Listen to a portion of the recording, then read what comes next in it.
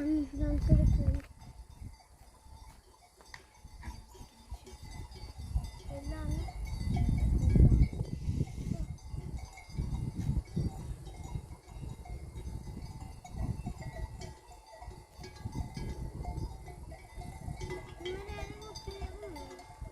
Burada bir köpek var ya orada, ondan korkuyorum. Keçiler kokuyor. Şiş yapıyor. Yalıyor. Yamalakları sevmek istiyorum. Abi tuttu. Yürü. Köpek geliyor ama. Bir şey yapmaz ya. Yapacak olsa şimdi yapardı zaten. Al sen tutuver babası da ben şunları çevireyim aşağı. Ne yaptı?